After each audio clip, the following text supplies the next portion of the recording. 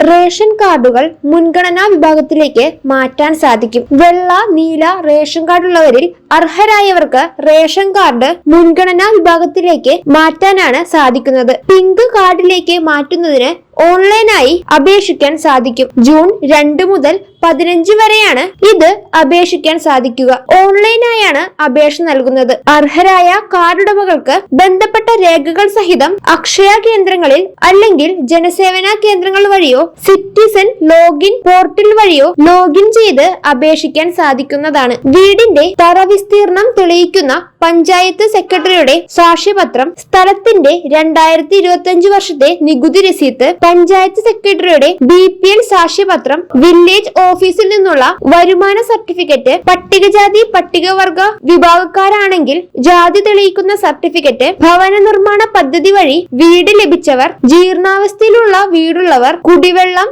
വൈദ്യുതി, ശുചിമുറി എന്നിവ ഇല്ലാത്തവർ അത് തെളിയിക്കുന്ന സാക്ഷ്യപത്രം, പരമ്പരാഗത തൊഴിൽ ചെയ്യുന്നവർ, ക്ഷേമനിധി അംഗത്വത്തിന്റെ പാസ്ബുക്കിന്റെ പകർപ്പ്, മാരക രോഗമുള്ളവർ അത് തെളിയിക്കുന്ന ഡോക്ടർ സർട്ടിഫിക്കറ്റ് എന്നിവയാണ് ഇതിനായി അപേക്ഷ സമർപ്പിക്കാൻ വേണ്ട രേഖകൾ. റേഷൻ കാർഡിലെ ഏതെങ്കിലും അംഗം സർക്കാർ അല്ലെങ്കിൽ പൊതുമേഖലാ ജീവനക്കാരനോ ആദായ നികുതി അടയ്ക്കുന്നവരോ സർവീസ് പെൻഷനിലോ ആണെങ്കിൽ റേഷൻ കാർഡ് മുൻഗണനാ വിഭാഗത്തിലേക്ക് മാറ്റാൻ സാധിക്കുന്നതല്ല. കൂടാതെ 1000-ൽ കൂടുതൽ ചതുരശ്ര അടിയുള്ള വീടിന്റെ ഉടമ, 4 അധികമോ വാഹനങ്ങളുള്ള ഉടമ, 25,000 രൂപയിൽ കൂടുതൽ പ്രതിമാസ വരുമാനമുള്ളവർ എന്നിവർക്കൊന്നും ഇതിലേക്ക് അപേക്ഷ സമർപ്പിക്കാൻ സാധിക്കുന്നതല്ല. നിരവധി ആളുകൾ റേഷൻ കാർഡ് മുൻഗണനാ വിഭാഗത്തിലേക്ക് മാറ്റുന്നതിനു വേണ്ടി കാത്തിരിക്കുകയാണ്. അവർക്കായിട്ടുള്ള അവസരമാണ് ഇപ്പോൾ വന്നിട്ടുള്ളത്. ജൂൺ 2 മുതൽ 15 വരെയാണ് അപേക്ഷ സമർപ്പിക്കാനുള്ള തീയതി. ആവശ്യമായ രേഖകൾ സഹിതം അക്ഷയ കേന്ദ്രം വഴി